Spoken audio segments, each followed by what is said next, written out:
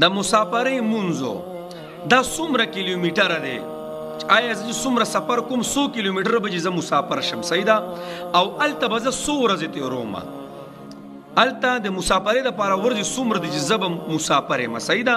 او بل یو خبره چې یو کس روزګار دی په هفته کې خامخا هغه ځای ته ځي، د هغه نوکري ده، هغه ځای ته ځي او مسافر دی، نو آیا د ده خو ټول عمر دا حساب کتاب دی، نو دی به هلته مسافرۍ لمونځ کوي که نه؟ نو دا ډېر اهم سوال دی. ښه شارټ ویډیو تاسو هم ګورئ. د ټولو نه مخکې د مسافرۍ دپاره لار نه ده فاصله، دا 78 کیلومیټر دی. ښه سو 78 کیلومیټر، یعنی چې د یو سیډه 78 کیلومیټر ښه بعضې ملګري وایي دواړو سیډه نشته، ښه د یو سیډه زه ځمه چې دا 78 کیلومیټر سازیږي، نو زه بیا مسافر یم، صحیح ده. په لار به زه بیا د سفرانه مونځ کوم، 4 رکاتیزه مونځ به 2 رکاتیزه کوم، صحیح ده. د ماښام مونځ به زه پوره کوم، ښه هغه 3 رکات به زه پوره کوم، نو که وخت راسره و سنت به کوم، او که وخت راسره نه نو سنت بیا مؤخر دی، بیا نشته، صحیح ده. ښه 78 کیلومیټر فاصله شوه، صحیح شو. ښه مولوي صاحب هلته به څو ورځې سړی مسافري، نو ګورئ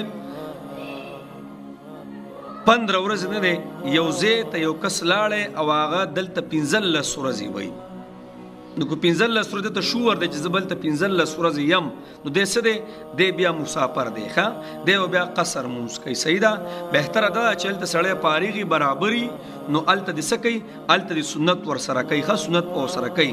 خو که ځان له مونځ کوي نو بیا به 4 رکاتیزه مونځ 2 رکاتیزه کوي، او که نه امام صاحب سره جمع کوي نو بیا به څه کوي؟ بیا به پوره مونځ کوي. ښه نو 15 ورځې څه دی؟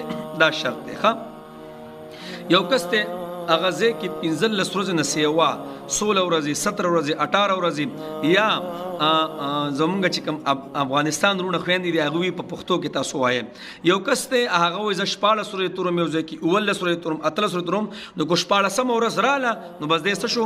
دی بیا مسافر نه دی. ښه هلته به بیا د مقیمۍ مونځ کوي، د مقیمۍ، صحیح ده.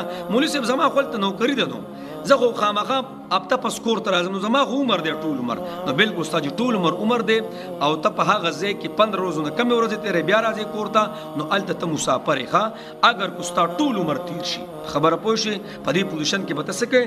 په دې پوزیشن کې به ته مسافر یې، په خبره پوه شي.